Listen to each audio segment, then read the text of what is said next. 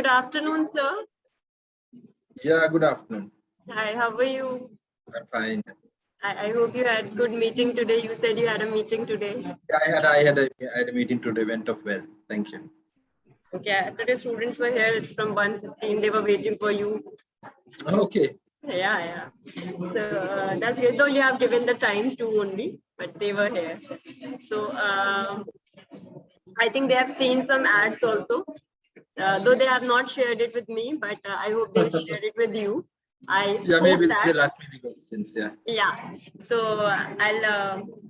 I just welcome you to the day 3 of this workshop, and I will hand over to you since I have already requested you to finish it in half hour early. Yes.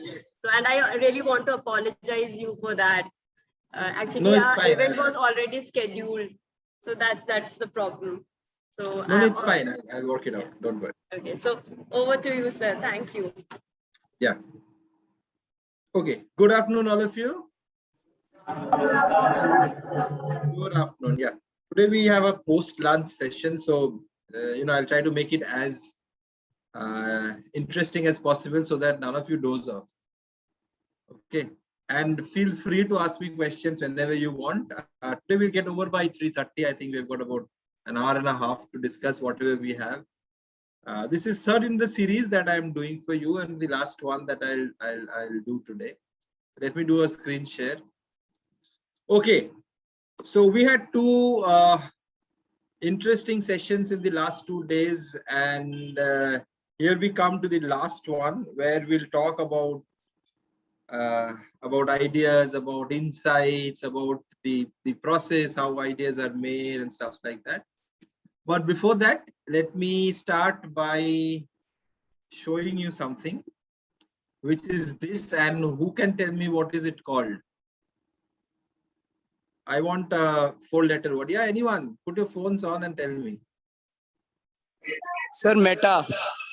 Meta, very good. So just wanted to see whether you are reading your newspapers. Yeah, that's Meta, the new logo of Facebook. What you now can do is read a little bit more about why this logo, what's the philosophy behind it, what was the need for a company like Facebook to change its logo. Not only its logo, but actually what they have done is, I'll tell you how the startup scenario works. They started with one product called Facebook, and then of course they've grown up into various other products like WhatsApp and others, and Instagram, which is into their system. Now that they've got 2 or 3 kinds of products, so they wanted to have a parent company with a new name, and that's one of the reasons why they have a new name to the parent company. Google had done the same few years back. Their parent company was called Alphabet. Facebook is calling themselves as Meta. You can read further and see why Meta, why that name, why the logo, and that's something that might be interesting for you to know.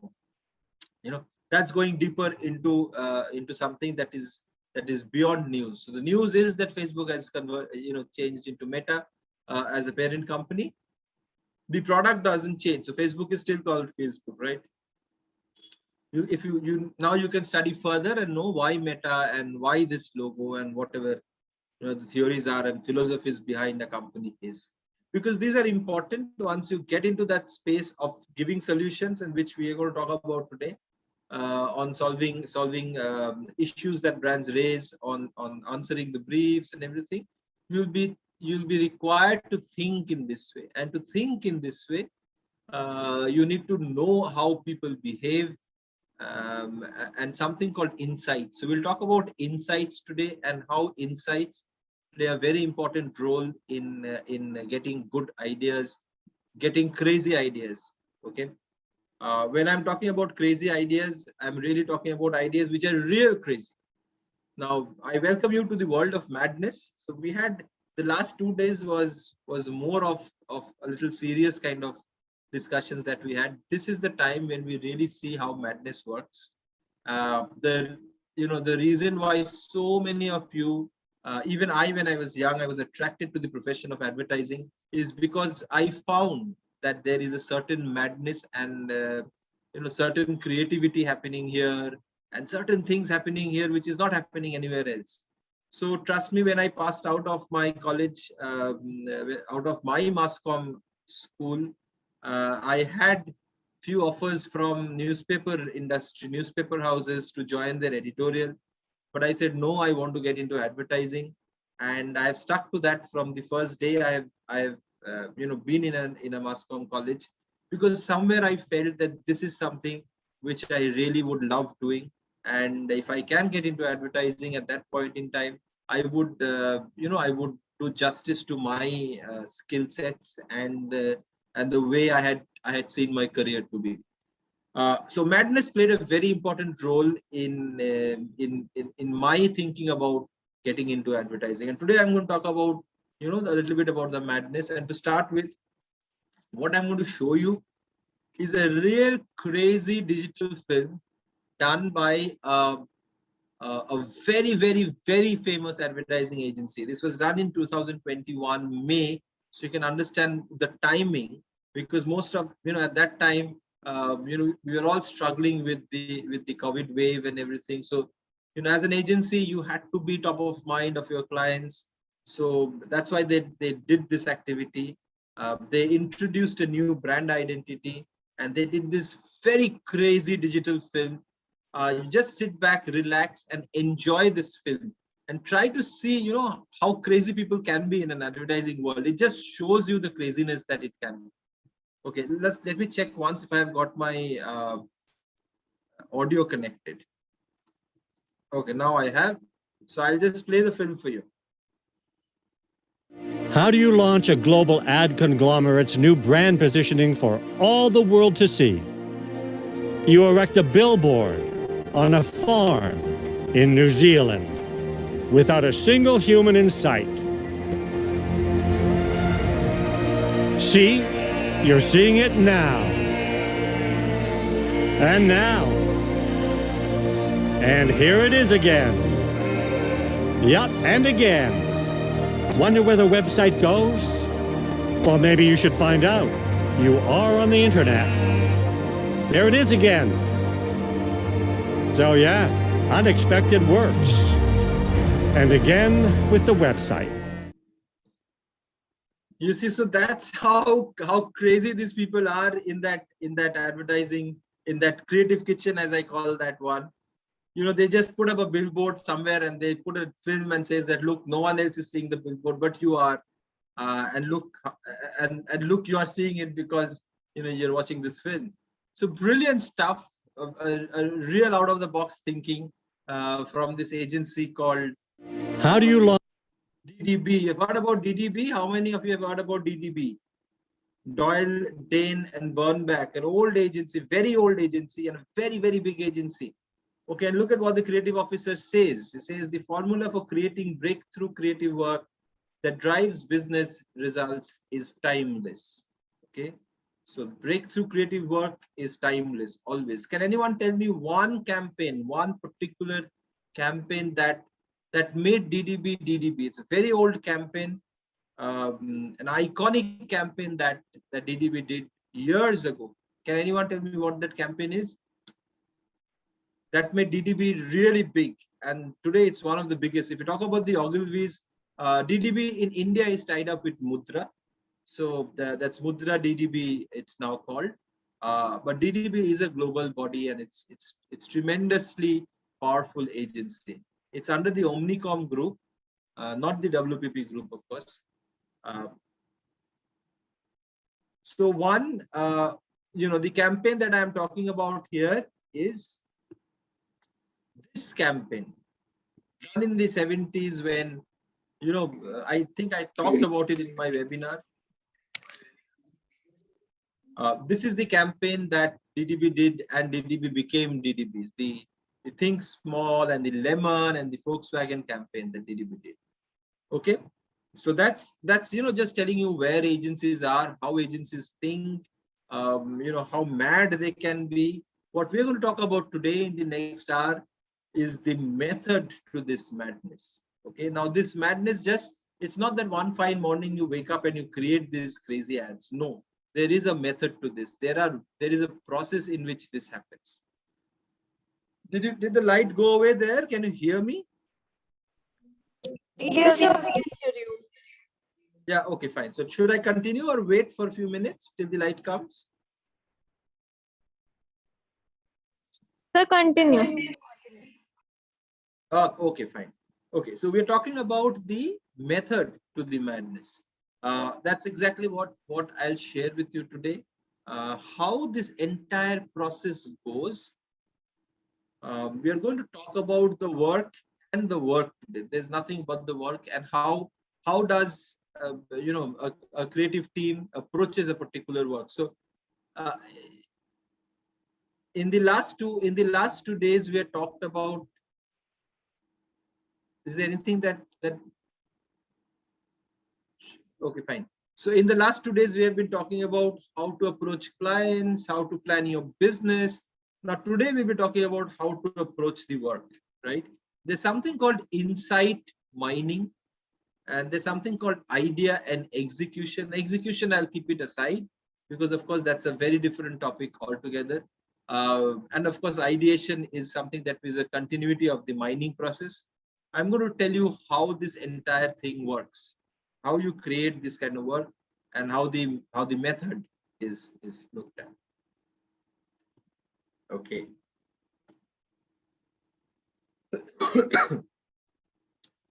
So we're talking about mining insights, right? And mining insights to create ideas. That's what we're talking about. A very, very interesting line from somebody called David Ogilvy, who says that the consumer isn't a moron, she's your wife. This is where everything starts when it comes to insights, right? And the reason why it is because this makes life all the more difficult. Okay, now everyone that you're going to talk to is a person who knows a lot. Don't think that the consumer doesn't know a lot. They know a lot. They've been using products.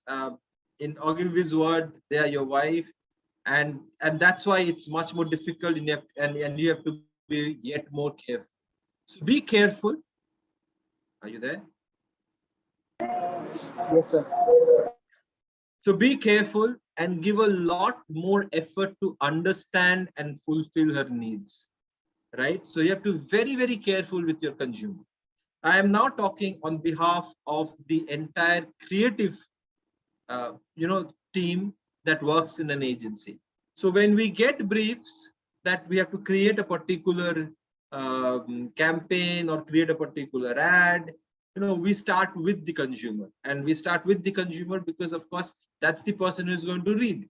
That's my target audience. That's the person who's going to watch this film or is going to experience the product. So, so we give a lot of importance to them, and therefore it is what they think that matters a lot to us. And so we start from here, and we have to be very, very careful, and we have to understand that what is it that fulfills the consumer's need. So what is consumer insight? Okay. Now it says it's a discovery about the target consumer. Very important, target consumer. What you discover about this consumer that creates a link between a brand and the consumer. Okay. Now, whatever you find, the way a consumer would react, behave, so you have to find this link. That's what your insight is all about. If you know what is a consumer insight, if you can put a brand there, you can communicate at that point with the brand, then it's going to connect very well. At the moment it connects, it's going to give you the results, right? So what you need to do is you need to have a depth of understanding of consumers. If you really know what a consumer is thinking and what are therefore the insights of the consumer, your job becomes much more easier. Okay. Now, sensible use of this understanding, once you have this understanding, you will now connect the brand so that it fulfills the need of the consumer. So we need to find out what is it that need of the consumer. Where is that little gap that exists? And to do that, we also need to ask the right questions. I'll talk about that in subsequent slide. But here, one, we need to understand, we need to use that sensibly. And then there is something called wisdom. The organizations using understanding so that their position is as they want it to be. So as organizations, as companies, Once you have this understanding, you need to make wise decisions and position the product where it will make the biggest impact.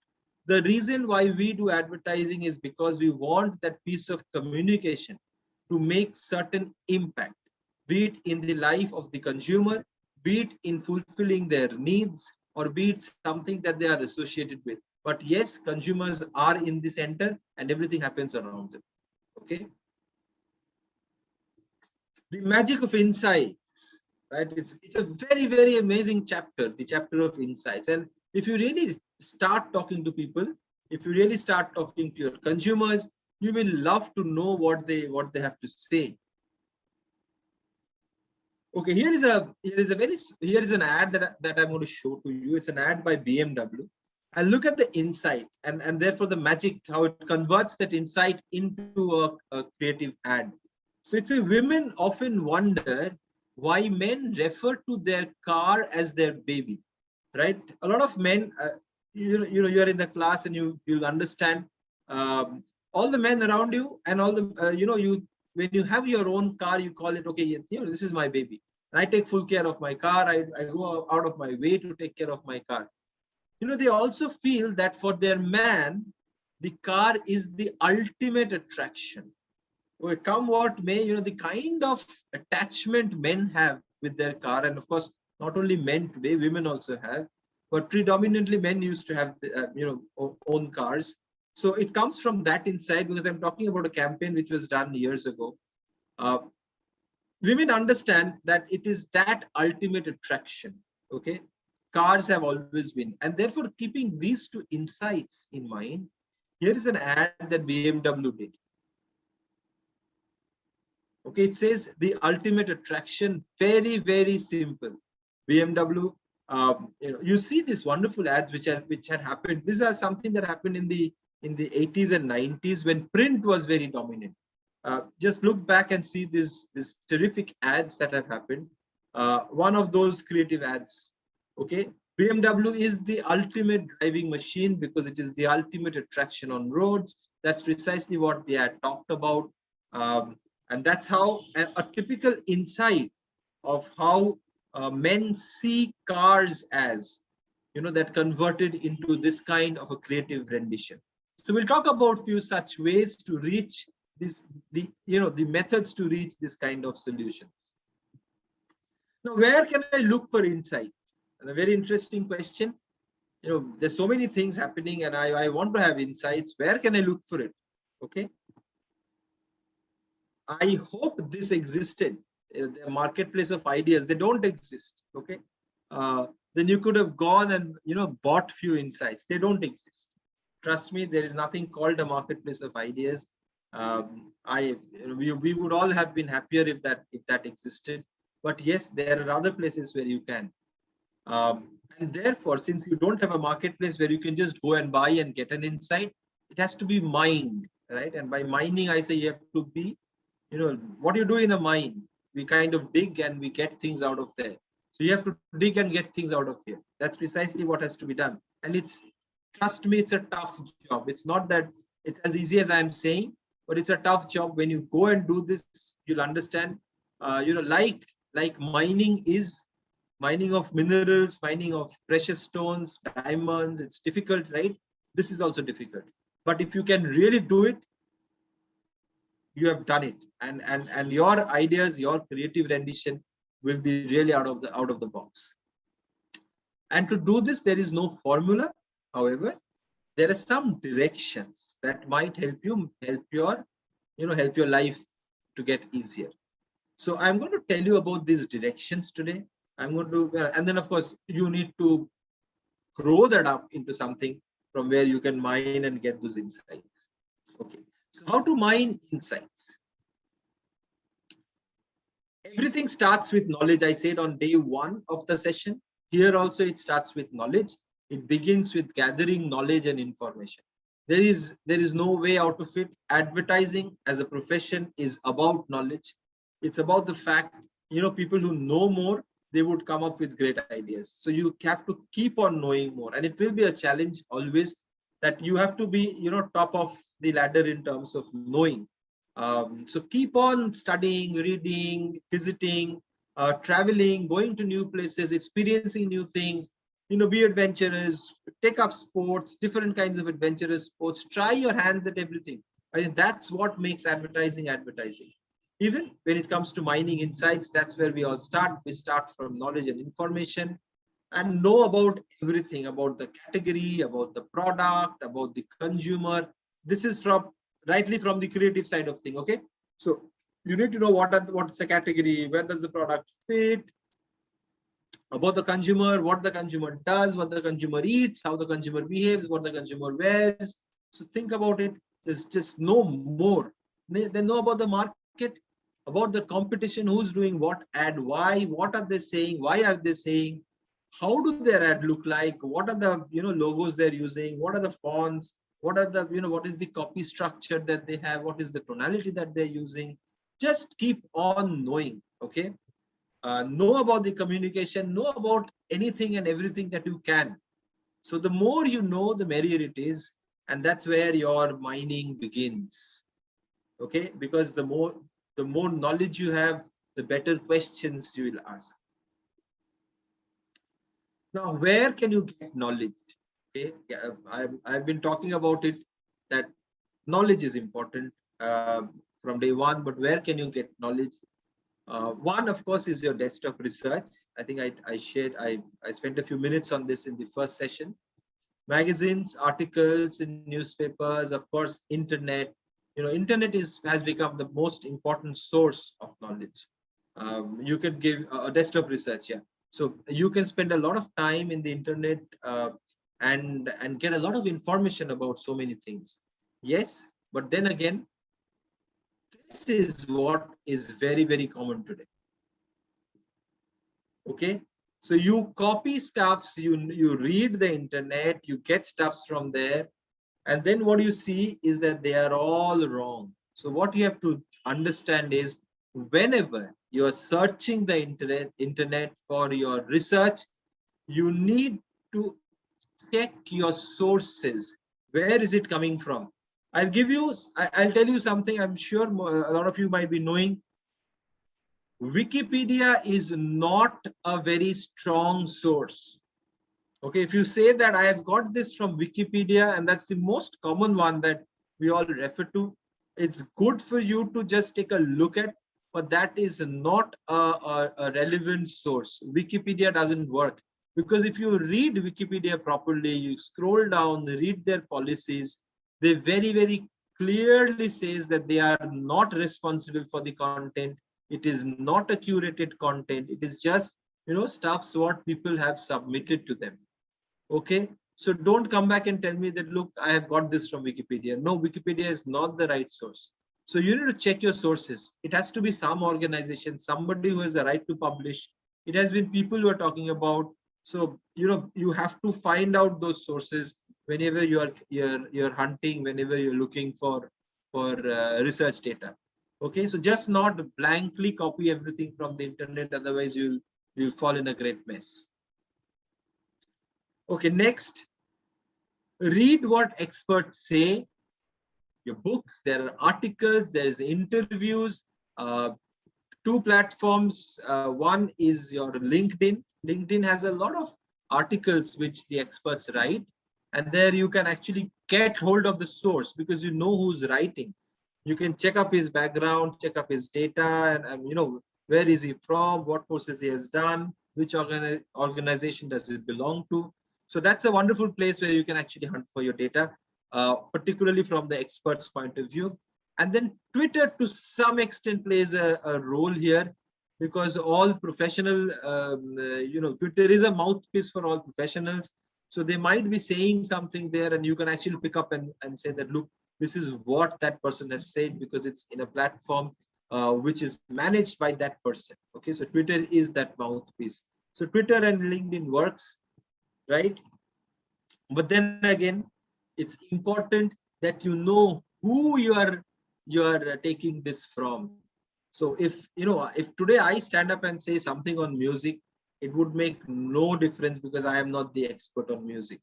If I am talking about advertising, you can still say that, look, he has said this, he has been advertising for so many years. So, don't come back and tell me like, because Elvis is a philosophical person who has given me a philosophical insight, his songs talk about it. No, it doesn't. You can even talk about a Dylan who has got a Nobel for writing. But then again, those are not insights. Those are, somebody's thoughts. Somebody has written a song. So it doesn't work that way. You need to find the right experts. That's what is important. You know where to get them from. Now you need to find the right experts of that particular field. Okay. So if these experts are saying something, you can always put that in your research and say, okay, look, that's what an insight is all about.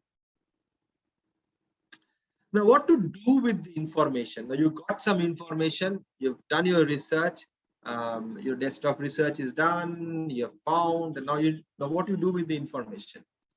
So many of them, so much of them, right? This is a very interesting slide. It says, if I had known they wanted me to use all this info, I would never have asked for. And as someone who would, who would get into this space of doing research, you will end up with a lot of knowledge. And then what you have to do, you have to analyze what you have found and prepare for next. So once you do your first round of research, which is your desktop research, you need to analyze that bit and you need to see that what you can take from there. It's important that you do that and then of course take the next steps from there. Now that you know the category, prepare yourself to dig the consumer. So you know about the product, you know how the product has to go into the market, you know about the market, you know how it behaves, the market and the competition and everything. Now it's time to talk to the consumer directly. Okay, the desktop is done. Go for a research, any kind of research. If you know your target group, you just need to go and talk to them. Okay, and why are you doing this research? Because you want to know the consumer trends. One. Number two, you want to know the consumer needs. What does the consumer need? And number three, which is a very, very important point, what are the unmet needs of the consumer? What are those needs that are still to be met?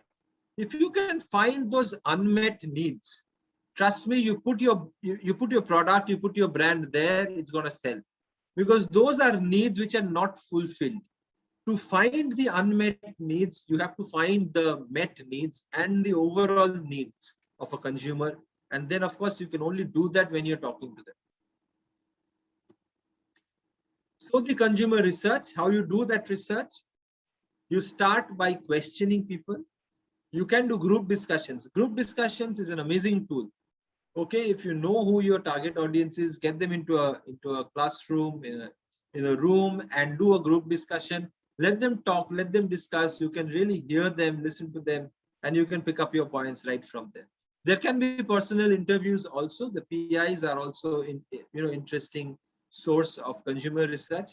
And then you can do a questionnaire. You can use a digital tool for that, like a monkey survey or maybe a Google form today. You can do all of those things and do your online researches, and then so that you get the feedback from the right person, the person who is the consumer. So you say that, look, this feedback is only for these kind of people, and you can get them to fill up those questionnaires, and therefore you get data, you get their viewpoints. Don't overboard, don't go overboard with your consumer research. You are not here to pressurize someone. You are not the NCB and they are not Aryan Khan. So, you need to be very, very, very, very careful when you're doing a research. At no point in time, your consumer should feel that, look, I'm being pressed too much into answering questions. That's not the case. That's not why we're here for. Okay. Now, try to search for things beyond the obvious. Once you have that data, once you are doing that research, once you're listening to what these people are saying, there are things which are very obvious that they'll talk about. But what you need to do is you need to figure out the things which are not obvious, which are beyond obvious. That's something that you have to keep on doing. Again, oops, don't get into this space, of course. Try to control yourself. You're not a detective here. So don't interfere in anybody's privacy when you're doing a research. It's important that you ask the right questions. so that they're not, miffed with the quality of questions that are being asked. Listen to people. I think that's important. Whenever you are in a research or a group discussion, you need to sit quiet and listen to people. You need to observe them, their body language. A lot of time, body language will give you a hint on how excited, if a consumer is really excited on a particular topic, you'll understand that that person is deeply connected with it, or, has a lot to say, or body, your body language plays an important role in understanding. So you need to observe them.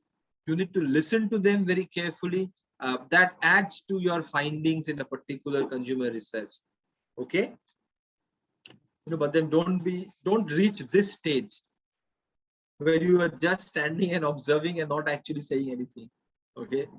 So I'm already putting your thoughts in, trying to put your thoughts in the right areas.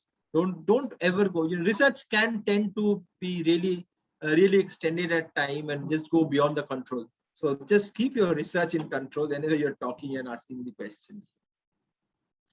Now that you have your stuffs, now put the things together and work out the important insights.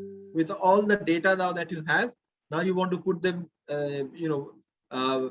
analyze them, work them out, and then therefore crack the insights. It's like polishing a diamond, as I say. You have got the stone. Now it's all about cutting and smoothing and chiseling and getting it into shape and making it shine. And that's exactly what we have to do as creative people. Now, how to work out on insights? What has to be done? Here are a few tricks. Now there is, again, as I said, there is no formula in doing this. Here are a few tricks that we follow. You might have few more up your sleeves. You might think that there are, this might not work for me. That's all right. Absolutely fine. You don't have to follow these steps. But then at a lot of time, it has been seen that these work. Okay. And the first thing is you don't worry and you be happy. There is no space for anyone who's working, trying to crack, dig out insights that he or she can worry.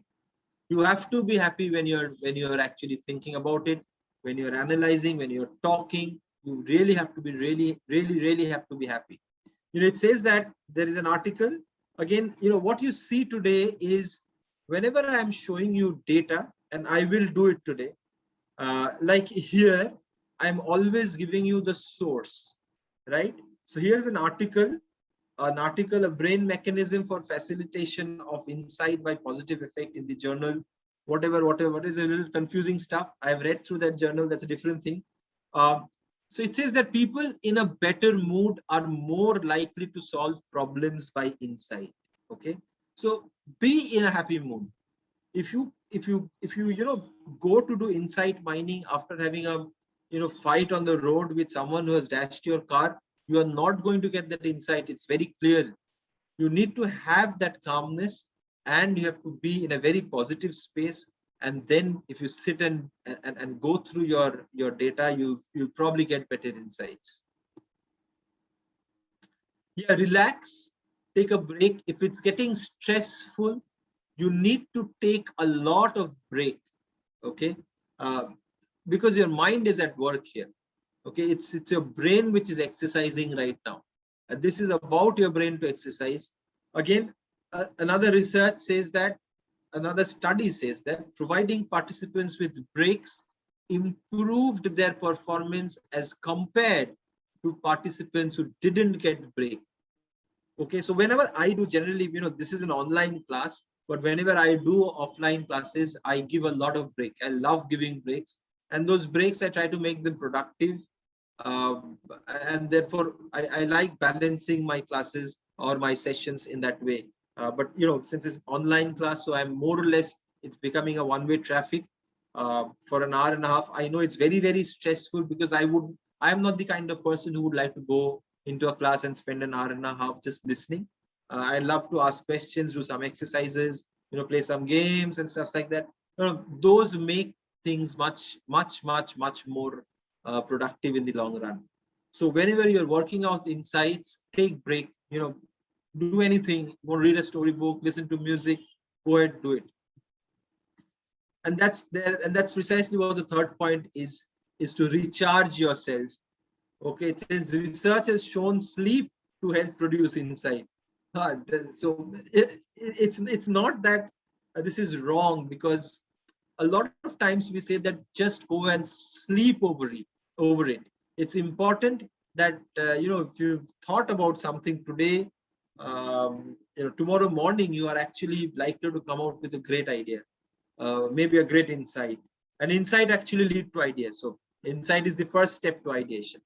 So you might come out with a super insight in the morning, because when you sleep, your mind unconsciously keeps on churning, and in the morning it filters, it churns and does all of this stuff, and you might end up with something great.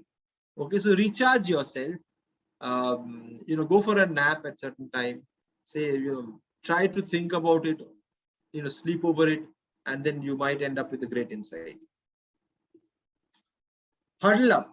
This is interesting, and this is something that we very much follow in the agency structure. Brainstorming sessions is the right example, is the kind of sessions that we do. It is typically groups coming together and trying to find out insights, trying to ideate. Okay, now this is a group process, and it has given great results. And a lot of agencies do this. A lot of people, in the advertising profession do this. Get the entire team together, talk and discuss, and thrash ideas, fight out with each other, have lots of debates. I think brainstormings, we do continuous brainstorming on every topic. However, there needs to be brainstorming which might take you days. So I've even done and been part of brainstormings which have been 1 or 2 days, even 3 days. And most of the times when such difficult things happen, we actually go out of the city and we lock ourselves somewhere, and then we come out with very, very interesting insights. A classic example has been the brand identity change of Harley Davidson. Harley Davidson initially, I'm talking about something that happened 25 years ago, when Harley Davidson converted itself into an iconic brand, into a brand that would talk about the machoism, talk about that differentiated man. So they had a brainstorming session that lasted for 2 to 3 days. Okay, so they were all locked, the advertising agency, the brand team, the internal team, the internal heads, they were all locked in a particular hotel. They stayed there for 2-3 days, continuously discussing till they came up with this very, very interesting and exciting insight that, look, here is my product, the product that I have, which looks so different, which has got so much of power, that it can actually stand up for the machoism. It can stand up for the men of tomorrow, for the differentiated, for the adventurous one. Okay, and that's where Harley Davidson has been positioning itself for years now, and then they've done it successfully and created an iconic brand. Okay, so huddle up, form a team, and talk and discuss. Okay, to summarize on this, A, you need to study. Of course, that's where it all starts, mining insights. B is you need to learn, and by learning, I would mean talking to the consumers, and that's where you do a consumer research. And 3 is to analyze. You need to consider the findings and then work out the insights. Okay, now it's been a little too theoretical. What I'll also do today is I'll show you an example of a very successful case study, how they approached it, and therefore the journey that it has taken subsequently. It's a known brand to all of you, and I've picked up one of those brands that you would understand and associate with. Let me see. Okay, now this is about the brand called Incredible India. I'm sure you have all seen this brand, the Indian Travel and Tourism. Now, this is a report that had come on 18th of November 2019. Now, India's travel and tourism competitive index ranking has improved since 2013, and India has backed 34th position in 2019. So look, in 2013, it was 65th, and it has now become 34th in 2019. Of course, we need to understand that these figures are going to change a little bit because of the COVID scenario, but this is what happened in 2019, and this gradual growth of the Indian tourism department, of brand India in that sense, is a phenomenal story. And I'll tell you where it all started, how it all started, and therefore how the brand was built. You look at these numbers, the domestic tourist visits in millions, look at where it has changed from 17. In 2017, it was 1657. And look at 2018, it was 1854 million. That's a huge jump in domestic tourist visits. So that's the people who are traveling in India, they had grown in large numbers. And look at the foreign from 24 to 28. It's been a gradual and a very, very positive progress for India. Just remember this number 28.9, because when I'm going to talk about it in the next slides, you'll understand that India started from somewhere around 5.47 when this campaign was initiated. You read the last 4 lines. If you to make it easier, I'll do the reading. It says that Ministry of Tourism promotes India as a holistic destination and as part of its ongoing activities to promote various tourism destinations and products in the different states and union territories of the country, including the so and so states. In addition to advertisements, and this is important, this is what the department does to promote India. This is a department that depends heavily on advertising. So in addition to advertisement, promotions are also undertaken through the website and social media accounts of the ministry. In addition, the Indian tourism offices in India and overseas undertake various promotional activities, and this is where experiential marketing works, with the objective of showcasing the tourism potential of the different states and union territories. So you see how integrated marketing is working here. There is advertising, there is social media, there is website, advertising across medium here, outdoor, print, and radio, television, and then of course experiential is also they're working on. So they're doing promotional activities. In the recent Dubai Expo, India had a tremendously huge stall, one of the better looking stalls. India performed very well there also. Now, this is an industry which is heavily dependent on advertising, and that's precisely where I want to share a small case study with you, how it all started, and how this entire campaign was seeded, and how Incredible India became Incredible India, and the kind of impact it has had not only on Indian tourism at large, but our country as a whole in terms of the image of India concerned. Now, to start with, when you are doing this kind of work, once you get this kind of a brief, you need to again start with your consumer understanding. This is what desktop research came up with. Why do people study? So let me relook at the brief. This was way back in 2002, when most of you were just born at that point in time, when all these activities started happening with India tourism. Okay, India was faring not very well at that point in time, and agencies were called in, and they were called in to really find out how can India be made a very dominant tourism location. Okay, that's the time when this campaign was seeded, in way back in 2002. So as an advertiser, as a professional in this line, we do start with our background research, to look out for insights and find how people behave. And to do that, we started with understanding how people travel. What is the behavior? Why do they travel? Okay. So this is something that was dug out from the internet. Of course, most of them used to travel for leisure. Then, of course, people used to travel to visit friends, relatives. For health tourism was picking up, for religion and others. 15% were traveling for business.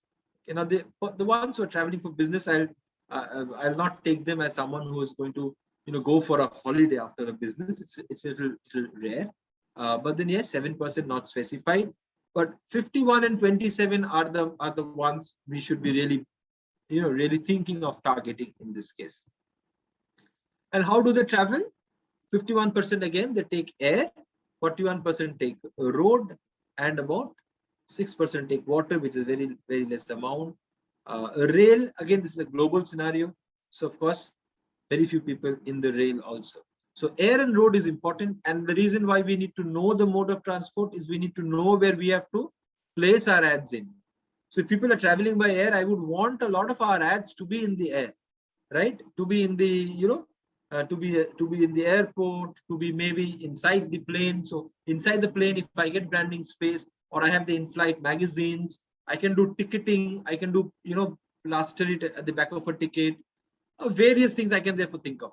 I need to first, so I first need to know where are people traveling. Road, of course, would mean a lot of outdoor happening. You can do interesting signages, billboards, and stuff like that on the road. I think that's doable. Find out more options of road, mediums on the road. So maybe your highway dhabas are one of the areas where people stop over for food while they're driving. The reason why we need to understand why we are talking about this is because we need to understand why this is important. Okay, this is important because this helps us to know which are the areas where we can put our communication in. And where do we travel? Okay, look at this is a data which was hunted down in 2011. The top 10 countries where people used to travel, this 22.4 is the foreign travelers. Okay, now if you remember, in India, the 2019 data was 28 million, if you remember. Sorry. Foreign travel to India was 28 million in 2019. I am looking at a data which is 2011, right? So in 2011, Mexico had 22.4. Malaysia has 24.6. It was at number 9. Germany was 26.8. Turkey, huge numbers, 27 in 2011. A lot of people were traveling. UK had 28.1. It was ranked number 6. Italy has 43.6. Look at the difference between 5 and 6. Now, Italy, of course, has a lot of historical places, reason why they have so much of traveling happening. Vatican is one of the reasons why so many people, is into Italy. Spain, 52.7, very, very popular country where people visit. Winery is one of the reasons why they go. China, beautiful country, one of the biggest. A lot of people had been traveling there for business, but then their FTAs were 55.7. USA was number 2 at 59.7. And you know what was number 1? France was number 1 with 76.8 people traveling. Okay, in millions, right? Where was India in 2011? It was not there in the top 10. It was not there probably in the top 50. It was way down, and India had 5.78. Now, still at that point in time, Indians were very happy because they were doing, very well in terms of growth. Because years before, India in 2002 was doing 2.4, and that's the time when they initiated the Incredible India campaign. And from 2004 to 2002 to 2011, in 8 years' time, India has doubled their footfall. And then of course we are in 2019. You see how much impact it has done. From 5.78 we have jumped to 28 point, I think 4 or 6, as I remember correctly, it might be. So it's a huge role has been played by the campaign. What other roles, how did this happen? What other things played very important role? The government has given a lot of importance to this sector. We have our ministers traveling. Our prime minister has been making visit to a lot of countries, which has generated in return, which has generated a lot of interest in India. Political tie-ups has led to easier traveling norms. The visa norms have become easier. We are talking about 2019, 2021 is COVID time. We'll not discuss that period. But then yes, here we're talking about what's been happening in the 2011 and 2019. A lot of infrastructure has developed here in our country. Support services, hotels, air, new careers have come up. So many cities are being connected. That played a very important role. Tour operating segment has grown phenomenally in the in those 8 years that we're talking about here, from 2002 to 2011. And yes, conscious effort to take India to the world. I think this was huge. This was the time when the government really stood up and said, look, I want to take India to the world, and I'm going to invest in doing it. And that's why this entire Incredible India campaign was cracked. Okay. So there was, as you understand, there was a need. There was, the situation was that India wanted to grow. The people in charge, as in the government, they wanted it to happen, and therefore they initiated something with advertising agencies. So these are two key areas which resulted in creating a brand India. Okay, the importance given by the government and the conscious effort to take India to the world is what are the two things that helped create brand India, and since then there has been no looking back for our country. Okay. Now, to define brand India, when such a brief would come to an agency, that this is the time when you need to define what do we call India. Okay, it's not that someone suddenly thought about Incredible India. No, there has been conscious effort. There has been, as we discussed right in the beginning today, efforts to mine the insights and to understand the competition and everything. So I'm going to show you things which were there in 2002, 2004, 5. Okay, the first, what we would do is we would go through some of the campaigns competitive brands were doing at that point in time. And for us, the competition was those other countries, those 10 other countries, what were they doing? We look at some of the brands, some of the countries who has branded themselves and what their ads look like. Okay, this is what Turkey, which was in number 7.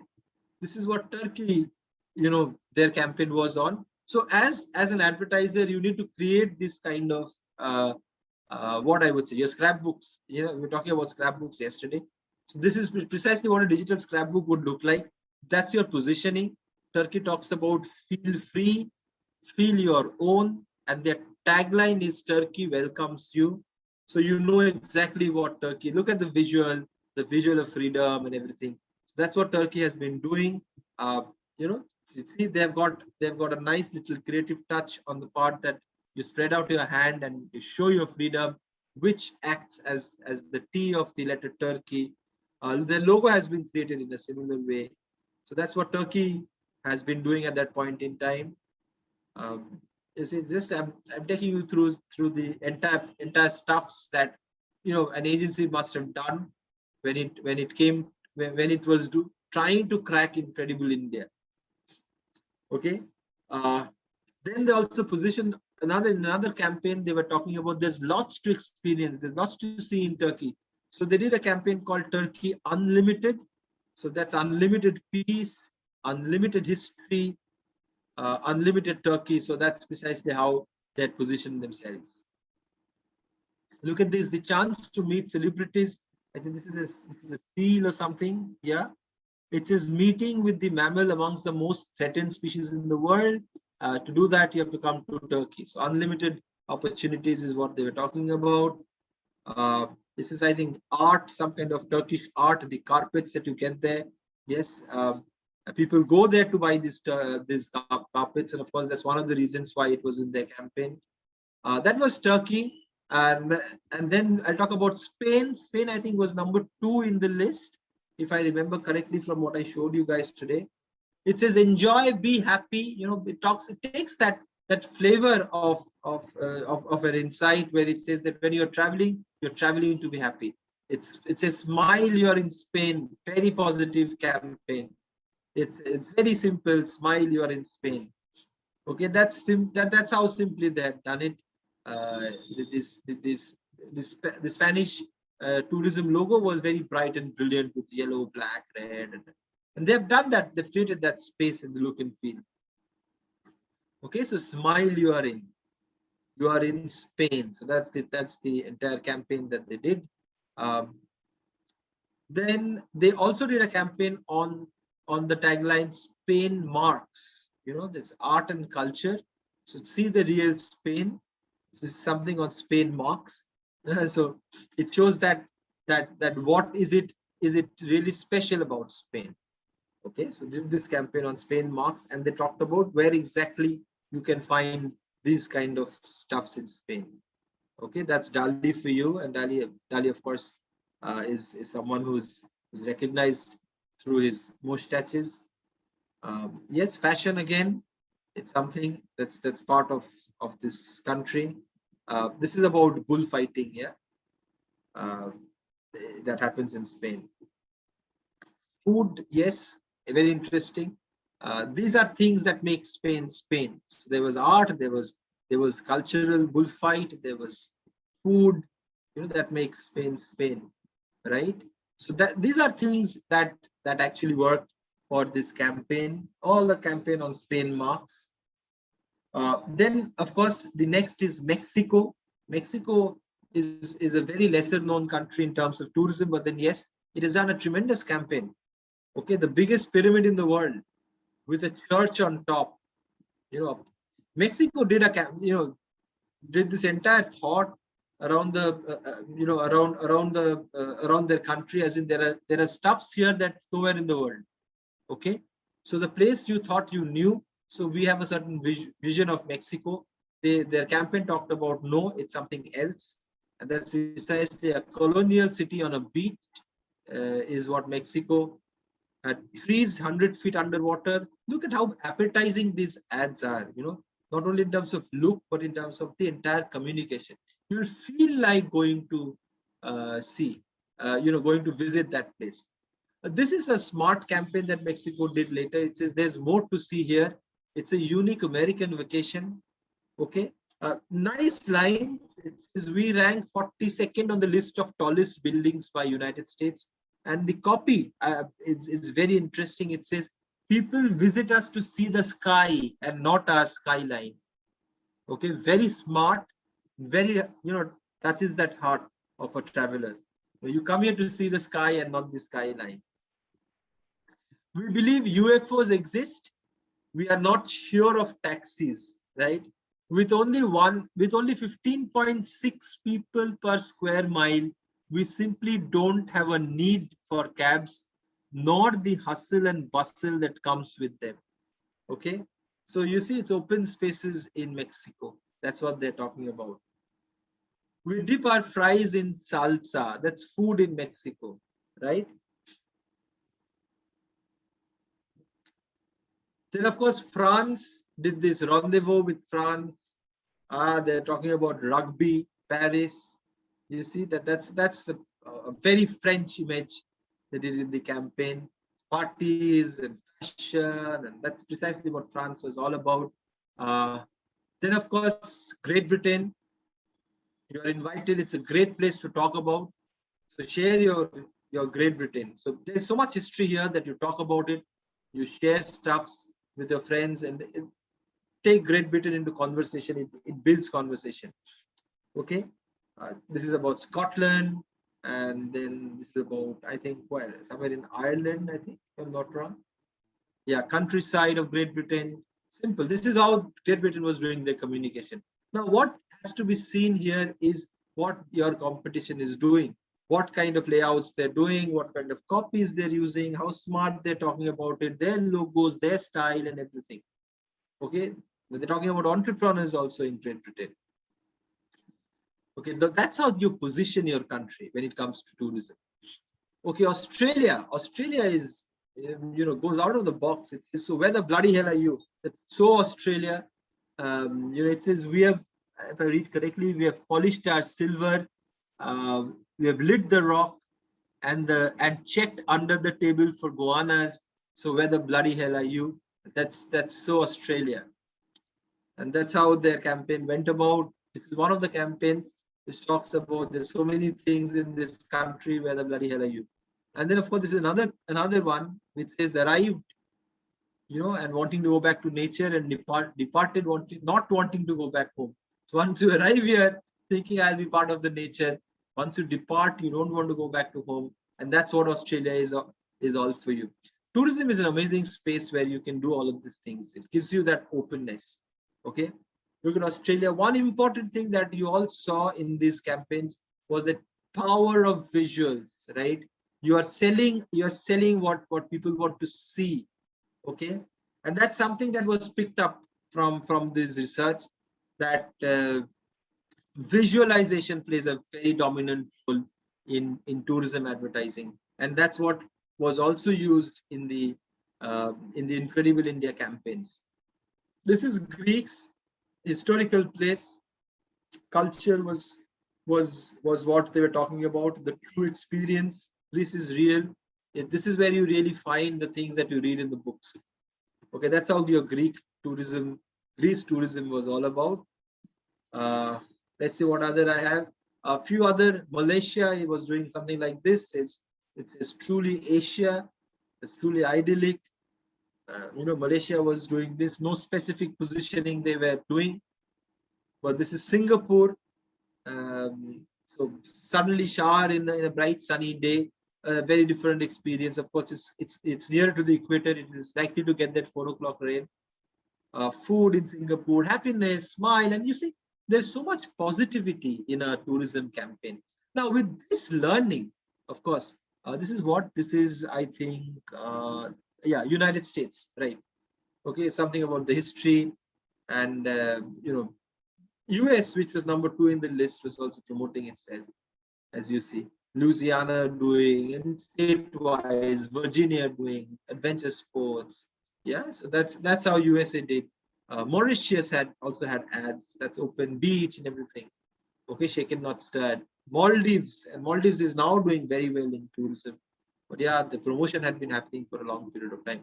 Now, once you know that what your competition is doing, one of the reasons why you need to go through all those ads, and then there are many more ads that we had to go through, is to understand that this is what people are expecting to watch in a campaign. And then once you talk to your possible travelers, you get to see this, you get to look at this and find these insights. What are these insights? That I want to see pictures of the place. It's important that you show me the pictures. The place should be talk worthy, either famous or unique enough. Now, foreign travel is usually long duration ones. Therefore, I need variety in the country I'm visiting. So if you're going to a particular country, you would love to spend a lot of time there, maybe weeks, maybe 2 weeks. So, you need to have a variety in that country. I'm just not going in one country for for one thing and come back in 2 days, because I'm spending a lot of money in traveling. My destination should not only connect with my emotions, but also with my senses, right? So emotions is one thing, but if it connects with my senses, then I'm stuck to it. I'll probably talk about it more. And I want to do research before I go. And every ad that you saw was just not about a copy, about a headline or a subhead. It was about detail also. So they were talking about it. They were leading to websites, and the websites had more information. So keeping these in mind, keeping these insights in mind, the learnings that came was, one, that brand can have a catchphrase that should be unique and memorable. Now, this has to happen. Every country has a catchphrase. So India also needed a catchphrase at that point in time. So should be the logo. The logo has to be very different. It should be recognizable. Visuals are key to almost all communications. It creates the appetite for people to see and aspire. So visuals play a very dominating, role in promoting tourism. Campaign should have a focused theme. So it's just not talk about anything. It should have a theme. And 5, I'm talking about 2002, a website is a must. Of course, at that point in time, websites were not considered as something that is a must have. But yes, in this case, a website was a must. And that's precisely where the campaign began. And then of course, the ideas started coming in, and brand India became Incredible India. And I'm sure you've seen Incredible India campaigns. In 2002-3, the campaign was launched. It created a distinctive identity for our country. The result was this iconic Incredible India logo, and they built the entire campaign around that logo, introducing India, this Incredible India, to the world. This is what the campaign looked like. This is how they had done. There's nothing much to talk about. I think there's some line there about this, spotting tigers in India. But look at introducing this entire thing called Incredible India. Brilliant artwork here. Brilliant stuff done. And look at the visuals. These are real visuals and they happen in our country. You can watch it. Okay, so saying that the incredibility is a part of India's culture, is a part of Indian visualization places. There are so many different places, and you can actually, go there and experience the incredible thing that our country is. That's how they had done this campaign in 2002. Look at, they went to the desert, to Kerala. This is Rajasthan for you. So the campaign successfully established India as a high-end tourist destination. There was a 16% increase in tourist traffic in the first year itself. That's how powerful campaigns are. Advertising has tremendous role to play. I'm telling you, you have a great responsibility when it comes to advertising, each one of you in this class. This is one campaign that just shows you how important advertising is and how much impact it can make.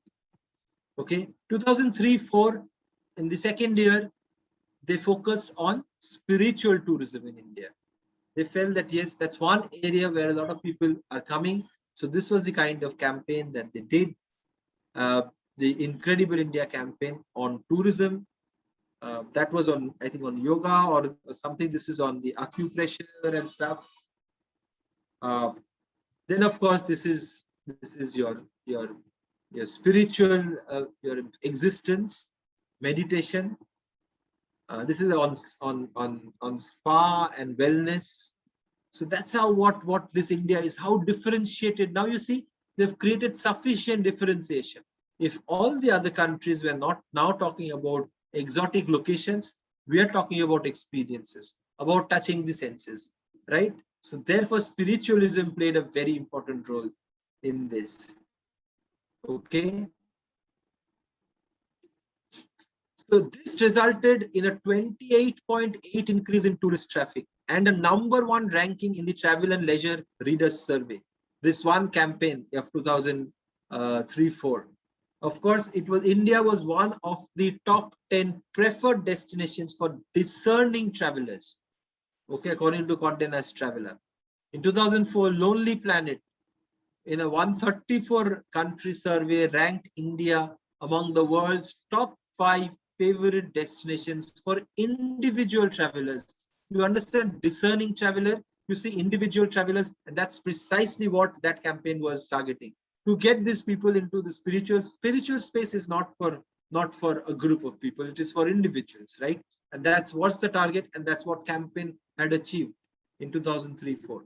Then of course came 2006-7. It was a new global campaign where print and outdoor executions combined spectacular images, with a self-assured tone.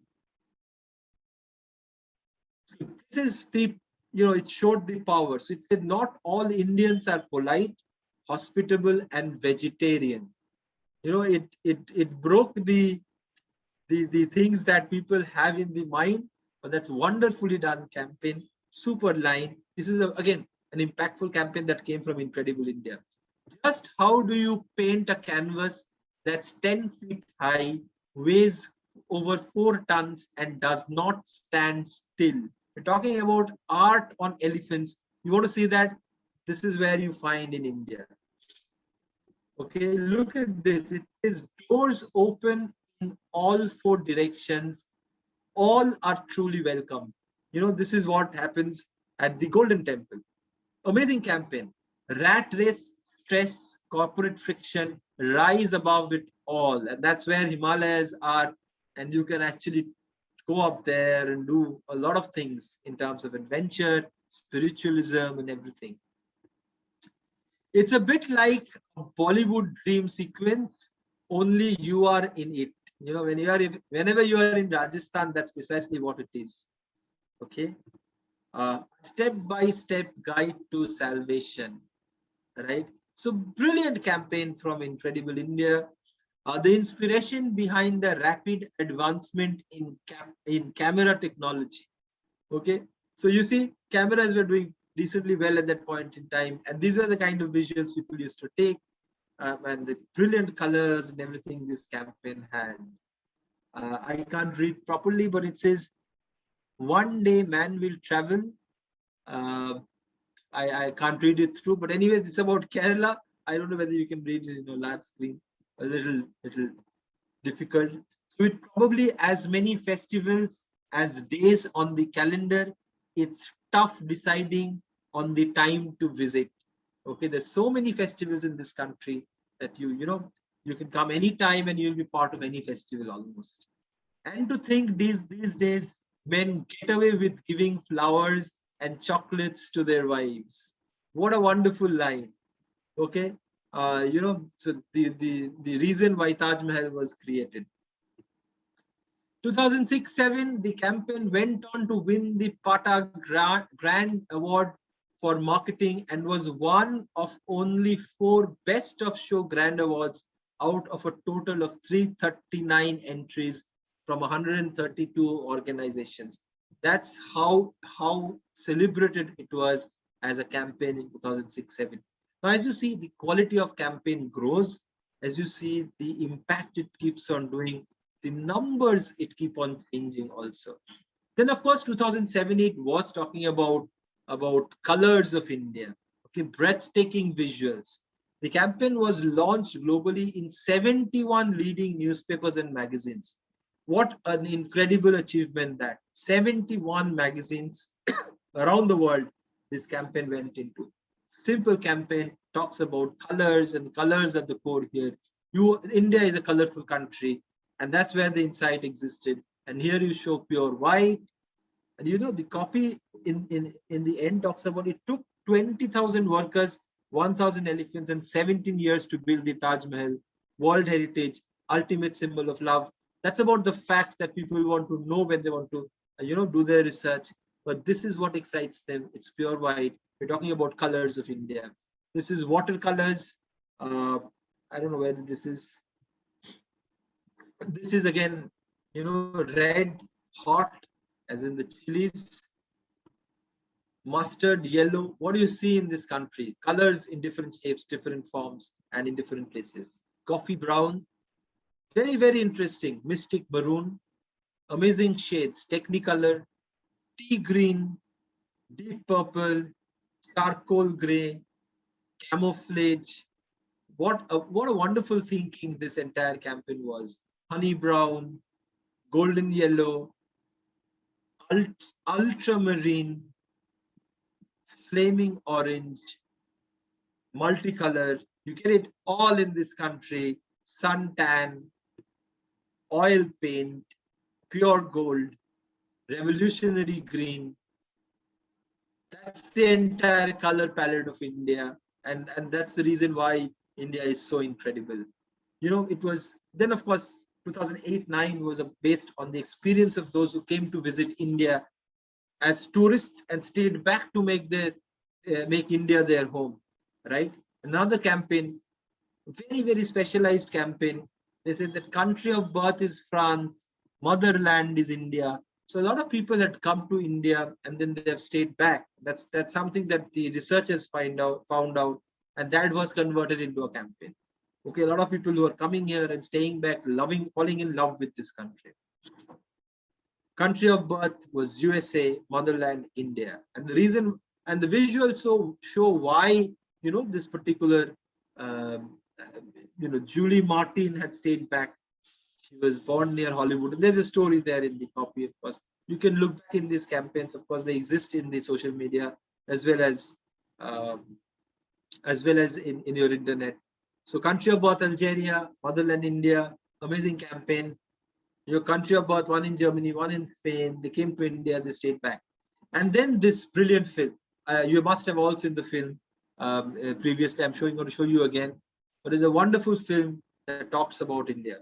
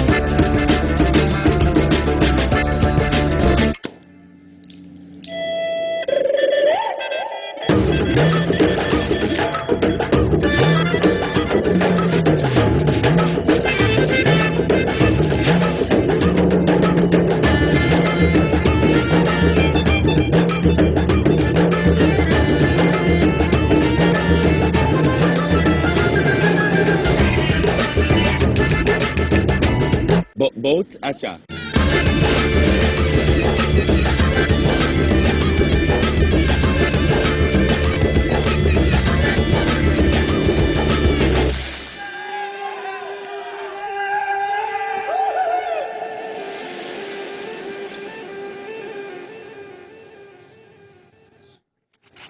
India, incredible India.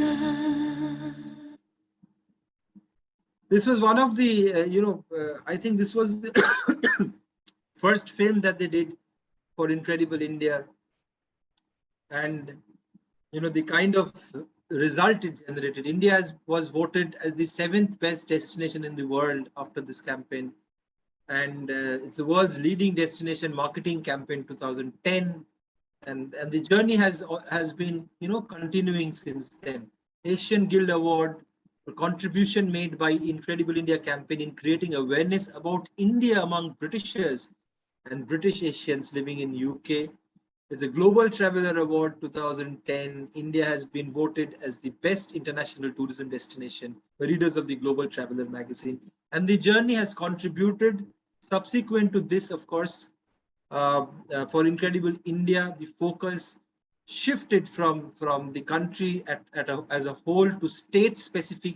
So after 2010, in the last decade, we have seen ads which have been done by different states. So you have Rajasthan tourism doing, MP doing, even UP doing, and everyone doing their respective state campaigns in that sense. So that's been the journey of Incredible India, which, yes, you see the process it took.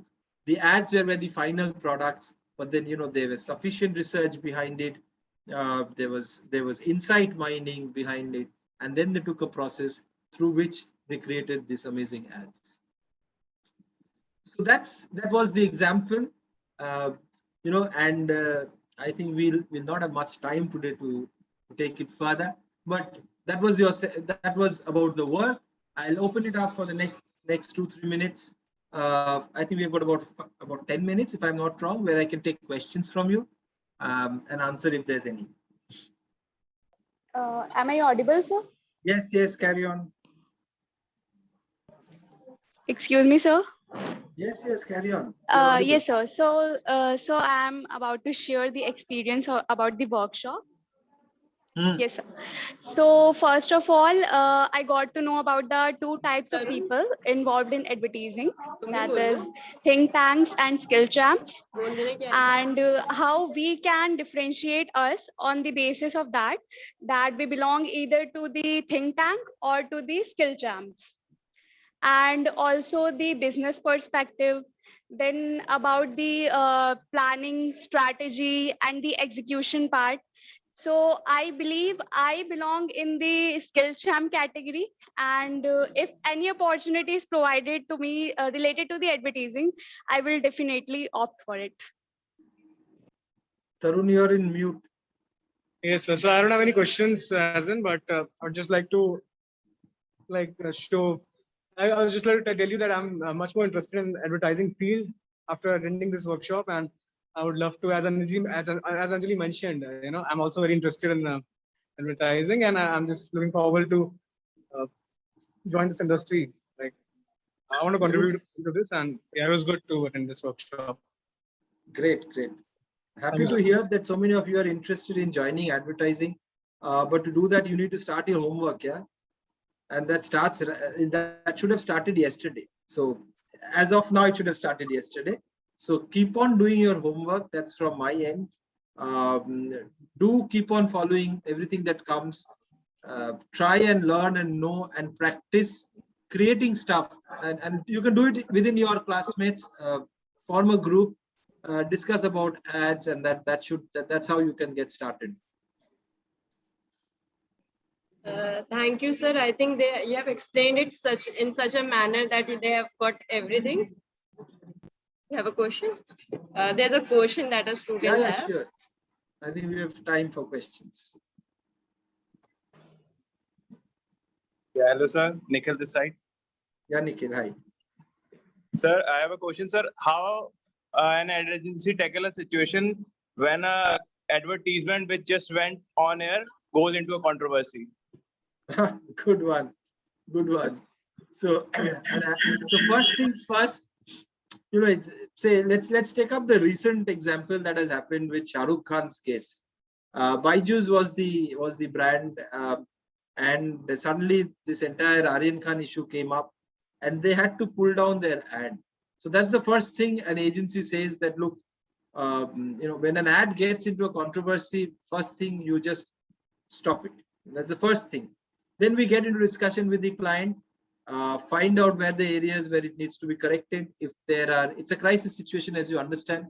If it's something that has been hurting sentiments and stuff like that, then we of course need to tender an apology. It's an official apology that comes from the client to the media, and they then pull the ad down. So I think Amul has been one of the recent cases which has gone into this kind of a mess. They had to pull down the ad.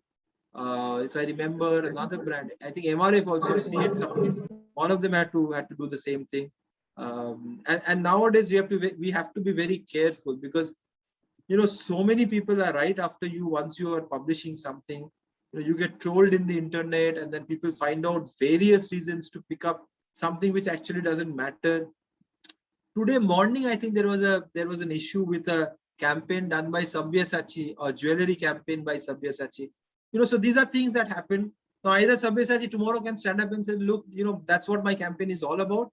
I wanted to convey the fact that it's an intimate product that I'm making through my visuals. Or he says that, look, I'm sorry, my intention was not to hurt any sentiments, so I'm pulling down my ad. These are primarily the two options that we have in hand, and we tend to exercise any one of them depending on the situation. Okay, thank you, sir. Thank you, sir. We have, I think, cleared all the doubts, and now you have persuaded them to be in this industry, I believe. So you have done your job very well. Students are like, they want to be in this industry, and especially in the creative industry. they have finally got to know about the skills and nuances that are required to be in the agency. And I'm really thankful to you for giving your time 3 days to us. I hope students have learned, and as I said yesterday, I hope whatever they have learned in these 3 days, they implement it, because I have seen them making notes and everything. So I hope and I wish that they implement it in their real life as well. So thank you so much. It was pleasure to be listening to you again. And I wish, and I definitely, we are going to have this collaboration in for next students also. We have a set of students ready already in queue for this workshop. Okay. So thank you so much. Thank you so much. Thank you for your time. Wish all of you good luck. Stay safe, stay happy, and practice advertising. Thank you. Okay, bye bye. Take care. Thank you, sir.